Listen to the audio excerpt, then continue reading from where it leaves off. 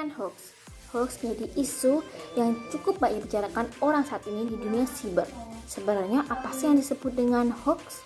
Berdasarkan Kamus Besar Bahasa Indonesia atau KBBI, hoax adalah berita bohong. Sementara Merriam-Webster mendefinisikan hoax sebagai suatu tindakan yang membuat sesuatu yang salah atau tidak masuk akal dapat dipercaya atau diterima sebagai sesuatu yang benar. Atau juga dapat disebutkan sebagai hoax adalah suatu berita atau informasi yang tidak benar yang dibuat seolah-olah benar sehingga dapat dipercaya oleh orang lain. Pada tahun 2017, Masyarakat Telematika Indonesia atau MASTEL melakukan survei terkait hoax di Indonesia. Dari hasil survei tersebut dapat dilihat bahwa saluran penyebaran hoax paling besar berasal dari media sosial, aplikasi, chatting, jauh lebih tinggi dibandingkan media. Penyebaran lainnya seperti radio, media cetak, dan televisi. Hal ini memperlihatkan bahwa peran internet dalam penyebaran hoax ini sangatlah besar. Survei tersebut juga mengungkapkan bahwa intensitas penerima hoax dari para responden paling tinggi adalah setiap hari. Hal ini merupakan sesuatu yang cukup mengkhawatirkan karena dapat dikatakan bahwa hoax di Indonesia tersebut cukup sangat besar atau masif. Jenis-jenis hoax, informasi yang bersifat hoax dapat muncul dalam beragam bentuk, seperti tulisan, gambar, ataupun video. Berdasarkan survei MASTEL, hoax yang paling sering diterima oleh masyarakat Indonesia adalah dalam bentuk tulisan. Jenis-jenis hoax dikelompokkan dalam 7 kategori, yaitu 1. Satir dan parodi. Adalah informasi yang dibuat untuk menyatakan sindiran suatu keadaan. Satir pada umumnya tidak ada maksud untuk mengelabui orang. Dan yang kedua, konten yang menyesat adalah informasi yang sesaat untuk membingkai sebuah isu. Dan yang ketiga, konten tiruan adalah informasi yang dibuat mirip dengan aslinya dengan tujuan untuk mengelabui publik seperti situs web yang dipalsukan agar pengunjungnya tertipu dan menganggap situs tersebut adalah situs aslinya. 4. Konten palsu. Konten baru yang 100% salah, sengaja dirancang dan dibuat untuk mengelabui pembacanya. Pembuatan konten palsu ini dapat dilatar belakangi oleh berbagai tujuan, baik keuntungan finansial, propaganda, maupun kepentingan politik, sehingga berpotensi menyesatkan dan bahkan membahayakan masyarakat.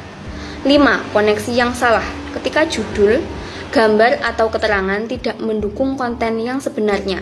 Salah satu contohnya adalah metode clickbait, membuat judul atau gambar yang mengundang orang untuk mengklik tautan yang tersedia dengan bentuk yang provokatif, menarik, dan sensasional, padahal konten sendiri tidak seheboh judulnya. 6. Konten yang salah. Ketika konten yang asli disampaikan dalam konteks yang salah, di mana sebuah informasi, tulisan, gambar, atau video yang benar ditempatkan dalam konteks yang tidak sesuai aslinya. 7. Konten yang dimanipulasi. Informasi yang asli dimanipulasi dengan tujuan menipu. Bisa jadi hanya sekedar iseng, tetapi bisa juga bertujuan untuk memprovokasi, propaganda, maupun untuk kepentingan politik. Menjadi warganet cerdas. Bagaimana agar hoax dapat ditekan penyebarannya? Pada prinsipnya, kita harus dapat menjadi warganet yang cerdas, yang dapat berpikir kritis ketika menerima sebuah informasi dan tidak tergesa-gesa untuk menyebarkannya. Jika kita menerima sebuah informasi, maka informasi tersebut perlu disaring terlebih dahulu. Yang pertama, apakah informasi tersebut benar-benar atau tidak? Jika tidak benar, maka dapat dikatakan bahwa informasi tersebut adalah hoax. Jika benar pun, jangan langsung disebarkan, tetapi ditelaah terlebih dahulu apakah informasi tersebut memberikan manfaat jika kita sebarkan. Jika memang bermanfaat, harus pula dipikirkan apakah informasi tersebut memang perlu untuk disebarkan.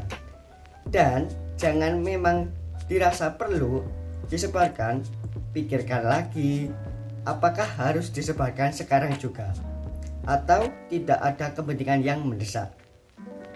Untuk mengetahui apakah sebuah informasi itu hoax atau bukan, terdapat beberapa cara yang dapat dilakukan seperti mencari di situs pencari kita atau mencari fakta, mencarikan di Google, menggunakan aplikasi Hoaxbuster, Tools, dan lain sebagainya.